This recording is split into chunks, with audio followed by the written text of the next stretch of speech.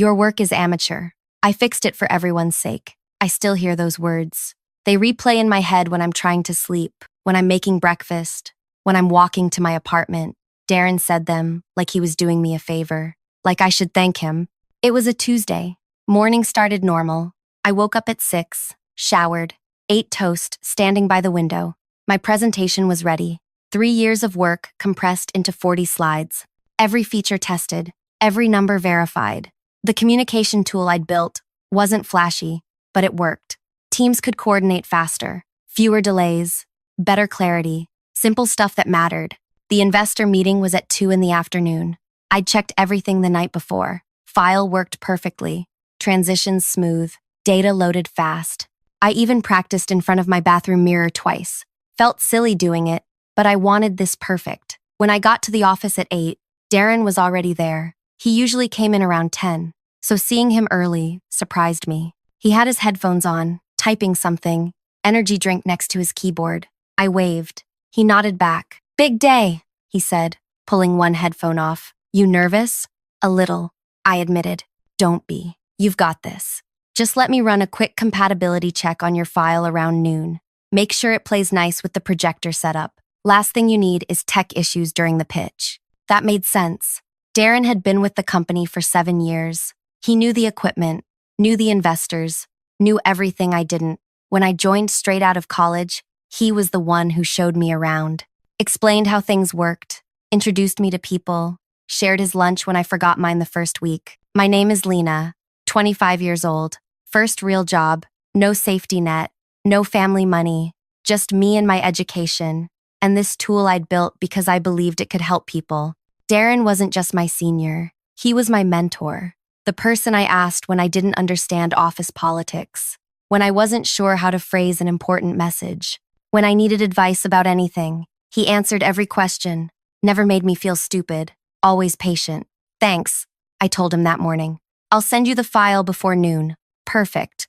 I'll have it ready for you." I went to my workspace, answered some messages, fixed a minor bug someone reported. The morning moved slowly. Every time I glanced at the clock, only 5 minutes had passed. Finally, 11:30 arrived. I sent Darren the presentation file through our internal transfer portal. He replied 2 minutes later. "Got it. Running checks now. Go grab lunch. Relax." I wasn't hungry, but I went to the pantry anyway, made tea, tried to calm down. My hands were shaking a bit, not from fear exactly, more like anticipation. This meeting could change everything. The investors funded big projects.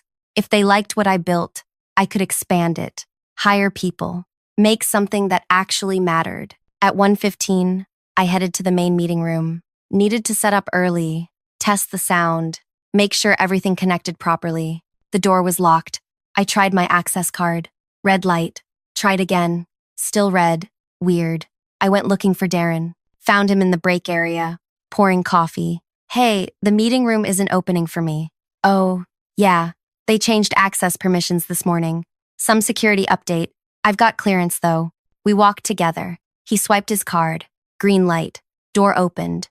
The room was ready. Projector on. Chairs arranged. Water bottles set out. Everything looked professional. "Let me just pull up your file," Darren said, going to the connected laptop. He clicked around, frowned, clicked more. His frown deepened. "What's wrong?" I asked. Hang on." More clicking. Then he stopped, leaned back, looked at me. "So, there's a situation."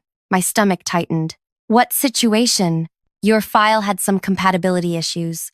I tried converting it, but something went wrong. The original got overwritten." I didn't understand at first. "Overwritten?" "Yeah. During the network optimization process. It's gone." "Gone?" My voice came out weird, too high. "What do you mean, gone?" "I mean it's not there anymore. I was trying to help and the process corrupted it. Technical glitch." He shrugged. Actually shrugged. "Do you have another version?" 3 years of work, stored in one place because our company policy required everything on the internal server. No external drives allowed. "Security risk," they said. I'd followed the rules. "No," I whispered. "That was the only version." "Seriously? Lena, you should always maintain multiple versions. Didn't they teach you that in school?"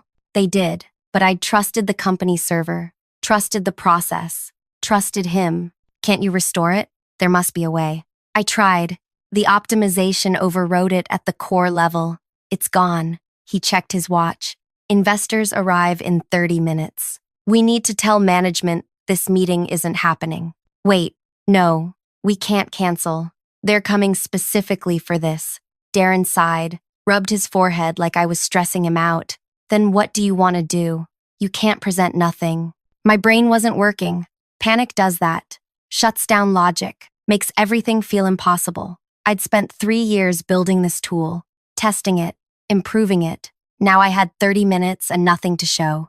I could talk through it without slides. These investors don't do casual conversations.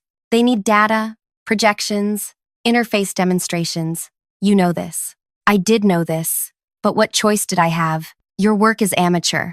I fixed it for everyone's sake. That's when he said it. Standing there with his coffee, looking at me like I was a child who'd broken something valuable. What? Your presentation. I saw it when I opened the file. It was amateur, too technical, too detailed. Investors don't care about every single feature.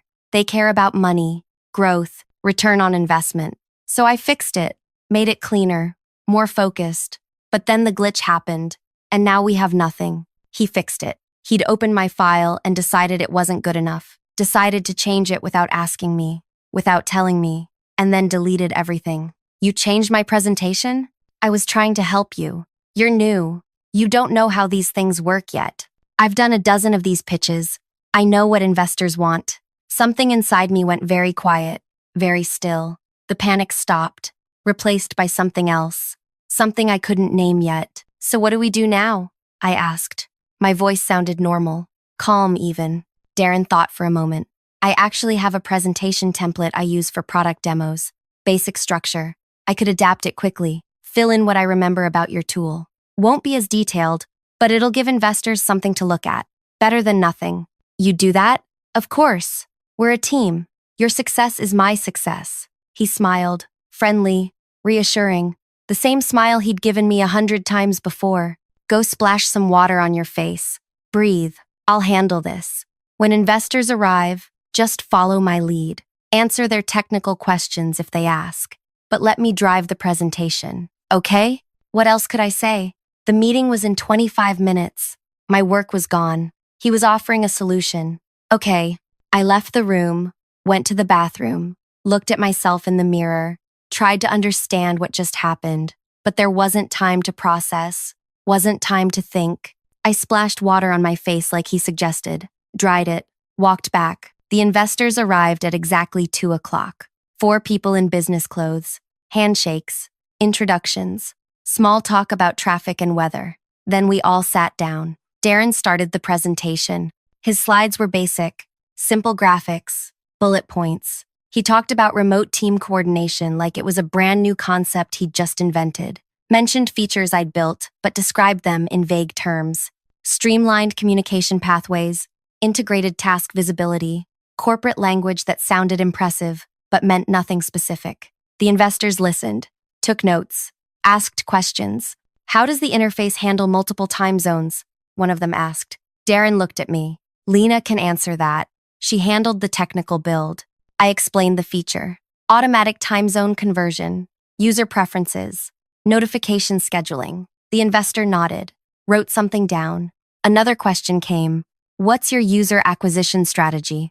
Darren jumped back in, talked about market penetration, growth curves, partnerships, things we'd never actually discussed, things he was inventing on the spot, but he sounded confident. Sure, like he'd planned all of this for months.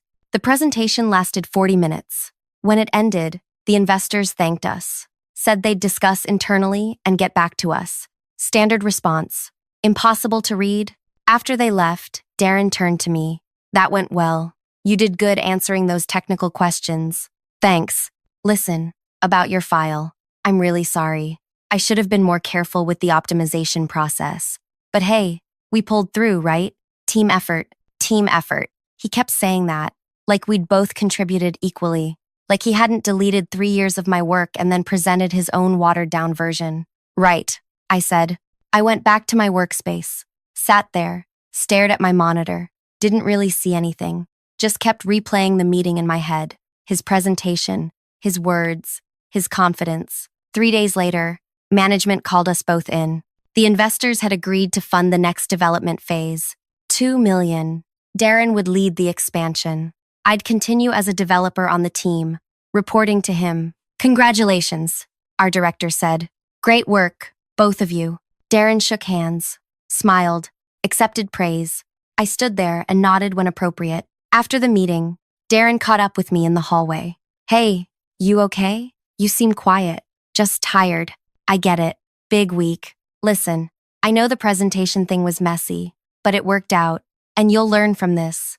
Next time, triple back up your work. Keep versions in multiple places. Break the rules if you have to.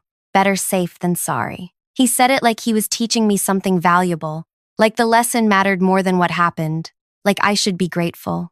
You're right, I said. I'll remember that. The months that followed were strange. The project expanded. More developers joined. Darren ran meetings, made decisions, took interviews with tech blogs about his vision for workplace communication tools. Every article mentioned his name. Some mentioned the team. None mentioned me specifically. I kept building, added features, fixed problems, did my job. People around the office started treating Darren differently. More respect, more deference. He was the guy who landed a 2 million investment, the guy with vision. He was nice to me, always nice. Checked in on my progress, brought me coffee sometimes, asked if I needed anything. The perfect mentor, the helpful senior colleague. I smiled, said, thank you, kept working. 4 months after the investor meeting, something interesting happened. One of the investors reached out to me directly, not through company channels, personal message to my private account. Hi, Lena. We were impressed with your technical knowledge during the presentation. Would you be open to a conversation about future opportunities? I stared at that message for a long time. Read it 5 times. Check the sender. Legitimate. One of the 4 people who'd been in that meeting room. I replied, sure. I'd be interested in hearing more. We set up a call. The following week, 30 minutes. Just a casual conversation, they said. Except it wasn't casual. They were opening a new division, different city, focused entirely on communication tools for distributed teams. They needed someone to lead development, someone who understood the technical side, someone who could build from the ground up. We remember your answers during the pitch, the investor said. You knew every detail, every feature. That kind of knowledge doesn't come from managing. It comes from building. Thank you. We looked into the project history, saw your name on most of the development commits. You built that tool, didn't you? Not Darren. I didn't answer immediately. The silence stretched. It's okay, they continued. We've seen this before. Junior developer does the work. Senior person presents it. Tale as old as time. But we're not interested in presenters. We're interested in builders. So, would you consider joining us? My heart was beating fast, loud. I could hear it in my ears. What would the role involve? They explained. Lead developer, product direction, team building, competitive salary, equity, full creative control. Everything I'd wanted when I first built my tool. Everything that got taken from me. I'm very interested, I said. Great. We'll send over details. Take your time reviewing. No pressure.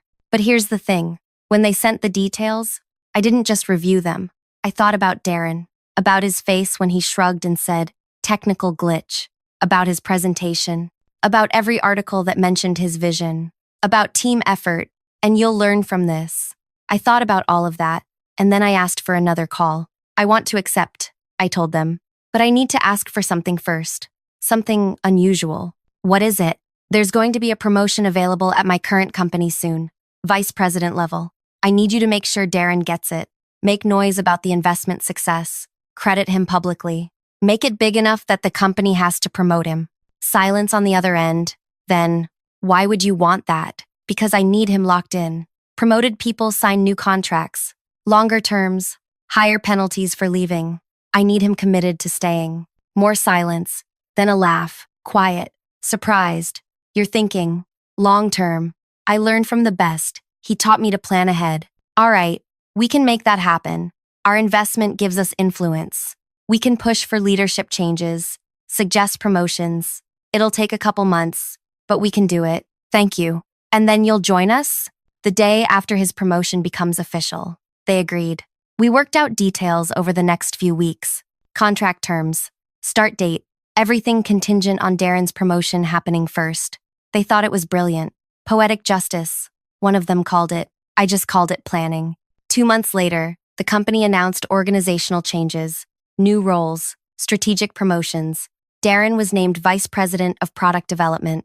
Big celebration, champagne in the main area, speeches about innovation and leadership and vision. Everyone congratulated him, shook his hand, took photos. He gave a speech about teamwork and dedication and never giving up on your ideas.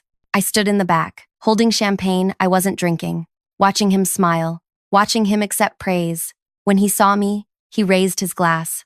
I raised mine back, smiled, clapped when everyone else clapped. He came over afterward. Thank you for all your work on the project. Couldn't have done it without the team. Congratulations, I said. You deserve it. Big changes ahead. New 3-year contract. Committed to really building something here. It's exciting. 3 years. Locked in. Exactly what I needed. That's wonderful, I told him. Really wonderful. Really wonderful. The party lasted 2 hours. Music, food, more speeches. I left early. Said I wasn't feeling well. Darren told me to rest up. Big projects coming. He'd need everyone at full energy. I went home, sat on my bed, looked at the contract on my laptop, the one from the investors, signed and ready, just waiting for the right moment. That moment came 1 week later, Thursday morning. The investors made their announcement.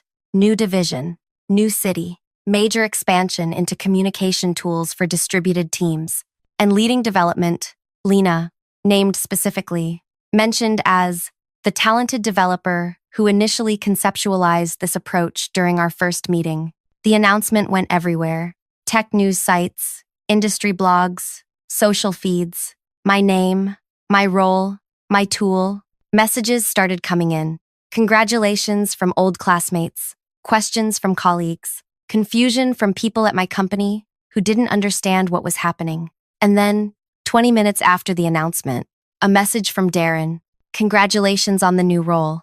Exciting opportunity. 6 words. Professional, tight, no enthusiasm, no warmth. Just 6 words that said everything he couldn't actually say. I replied simply, thank you. Learned a lot here. He didn't respond. I gave my 2 weeks notice that afternoon. Management was shocked. Tried to counter-offer.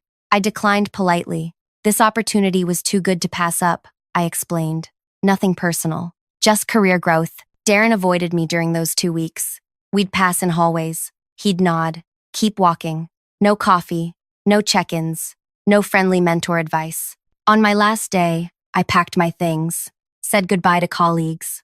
HR processed my exit paperwork. As I was leaving, I saw Darren in the main workspace. He was looking at something on his monitor. Probably the latest article about the new division. About me. About the tool I'd built that was finally getting proper recognition. He glanced up. Our eyes met for just a second. In that second, I saw it. Understanding. He knew. He'd figured out what I'd done, how I'd planned it, how his promotion wasn't a reward but a cage. I didn't smile, didn't gloat, just picked up my box and walked out. 3 years. That's how long he'd be stuck there. Watching announcements about the new division, reading articles about innovative features, seeing my name attached to everything he'd tried to take. The new city felt different. Cleaner air, wider streets. My apartment was smaller than my old one, but it had better light. I could see sunrise from the bedroom window. Work started immediately. The investors had secured office space, hired initial staff, set up infrastructure. My job was to rebuild the communication tool, properly this time, with full resources, full support, full credit. First week was orientation, meeting people, understanding workflows, learning the new environment. Second week, I started actual development, pulled up my original designs, the ones that existed only in my head now since Darren had deleted everything. But I remembered every feature, every function, every detail. Turns out, keeping everything in your brain has advantages. Nobody can delete your thoughts. Nobody can overwrite your memory. I rebuilt from scratch. Better than before. Cleaner code. Smarter functions. 3 years of development, condensed and improved. The team I worked with was small, 8 people initially, all of them good at their jobs, all of them respectful. When I explained something, they listened.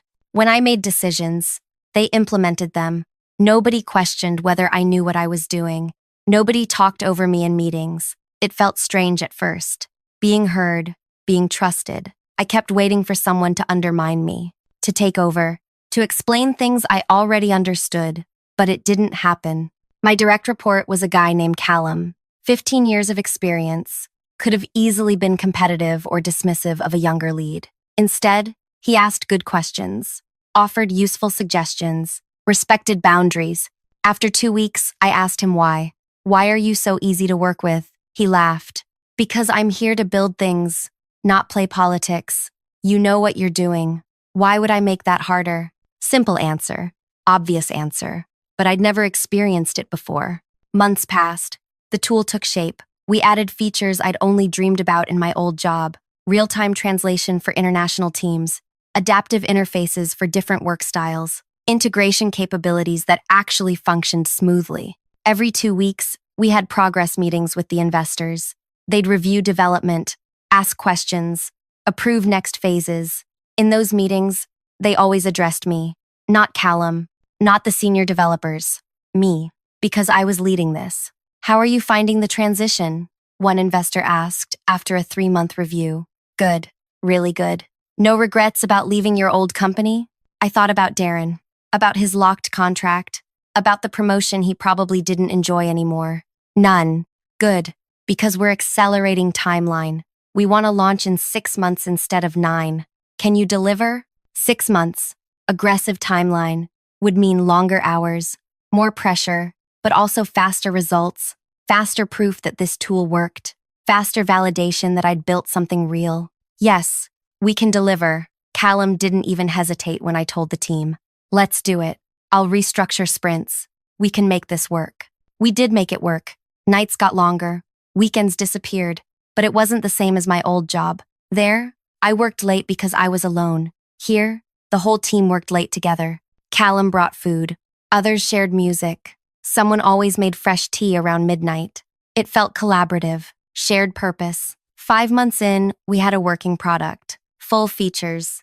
Tested, debugged, ready for beta launch. The investors scheduled a demonstration, invited potential clients, business journalists, industry analysts. This time, I built the presentation myself. Nobody touched it. Nobody optimized it. Nobody deleted it. I kept multiple versions, sure, but mainly because it was smart practice. Not because I was afraid. The demonstration was on a Wednesday. 70 people in attendance. Much bigger than that first investor meeting at my old company. I should have been nervous. Should have felt that same panic from before. But I didn't. This was my work, my tool, my presentation. Nobody could take it from me because everyone already knew it was mine. My name was on everything. The invitations, the announcements, the product description. I presented for 90 minutes, showed every feature, explained every function, answered every question. When it ended, people clapped. Actual applause. Several potential clients approached immediately, wanted pricing information, implementation timelines, partnership discussions. The investors were thrilled. This is exactly what we hoped for. Better, actually. You've exceeded projections. One of them pulled me aside. You know Darren has reached out to us 3 times now, asking about opportunities, wants to know if we're hiring for senior positions. My stomach tightened. What did you tell him? That we're fully staffed in leadership, which is true. We have you. Don't need anyone else. They paused. He sounded frustrated, asked how much longer his contract runs. We didn't answer that, obviously. Not our business, but it was satisfying to hear. I should have felt happy, vindicated, but mostly I felt tired. Darren was still there, still stuck, still watching from a distance while I built what he'd tried to steal. Before I continue, I want to say thank you for listening this far. Your support means everything. Stories like mine need to be heard, so others know they're not alone when workplace betrayal happens. Now, back to what happened next. Launch day came 6 months after I'd started. We went live globally, announced partnerships, opened registration. The response was immediate. Hundreds of signups in the first hour. thousands by end of day. Tech journalists wrote reviews, positive reviews. They mentioned the intuitive interface, the practical features, the clear improvement over existing tools. Several articles mentioned my background. Former developer at mid-sized tech company, now leading innovation in distributed team communication. One journalist did deep research, found my name in the original project commits from my old company, connected the dots. Their article was titled, "When Companies Lose Talent by Misattributing Success." It detailed my original tool, Darren's presentation, the investor meeting, my departure, the new venture, everything. That article went viral, got shared thousands of times, sparked discussions about credit and recognition and who actually builds versus who presents. My old company issued a statement, professional, generic. We're proud of all our former employees and wish them success in future endeavors. Darren didn't say anything publicly, but I heard through mutual contacts that he'd tried to discredit the article, called it speculation, said the original tool was collaborative effort. Nobody listened.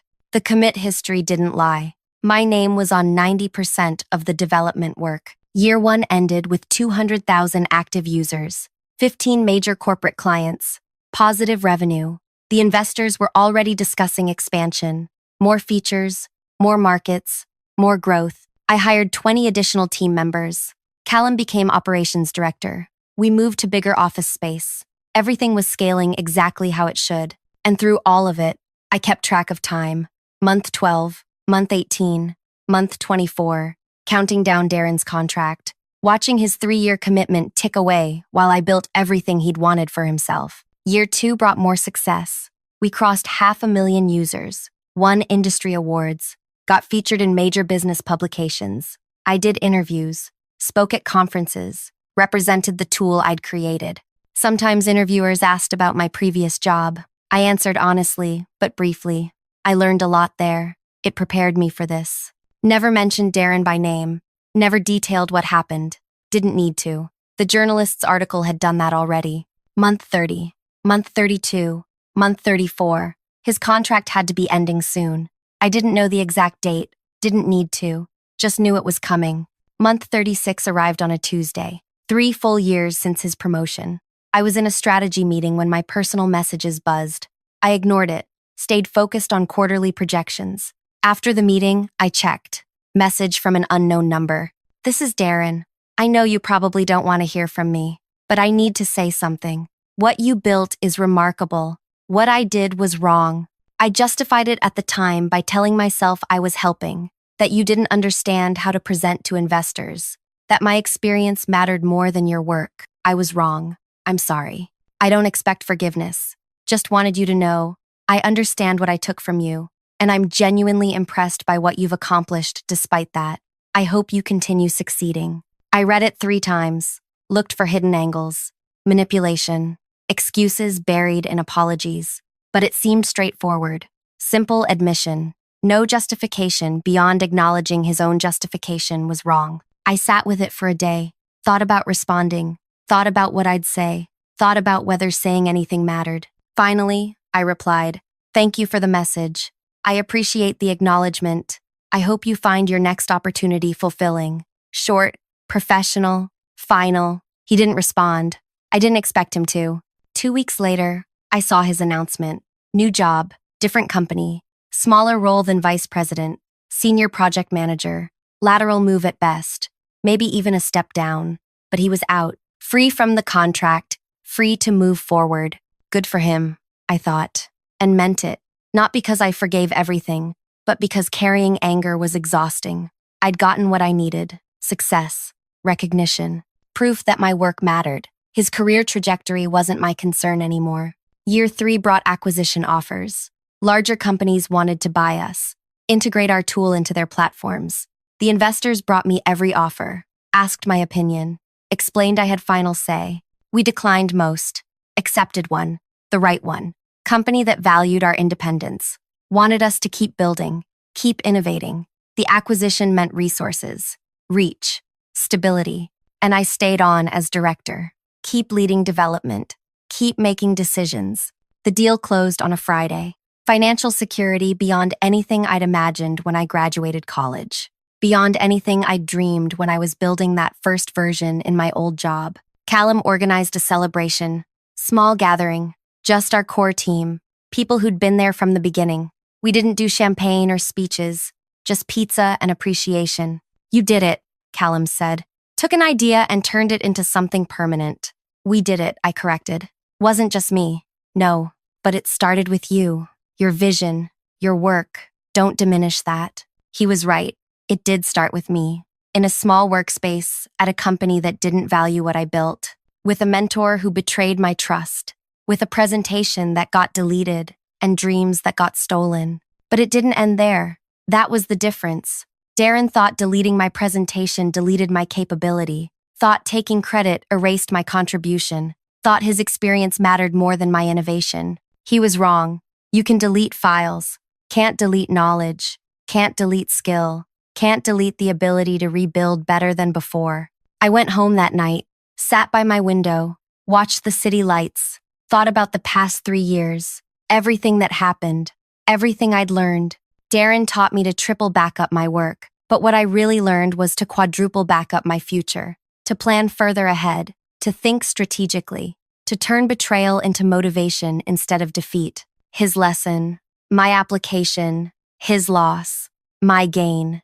And honestly, I hope he's doing okay now. Hope he learned something too. Hope he never does to someone else what he did to me. But even if he didn't learn, even if he's still the same person making the same choices, it doesn't affect me anymore. I'm building tools that help people, leading teams that respect collaboration, creating things that matter. That's enough. That's everything. Before I finish, I want to ask something. If this story resonated with you, if you've experienced something similar or know someone who has, leave a comment below. Share where you're listening from. Your support helps these stories reach people who need to hear them. And if you haven't already, please like this and subscribe. There are more stories to tell, more experiences to share. Thank you for being here. Thank you for listening.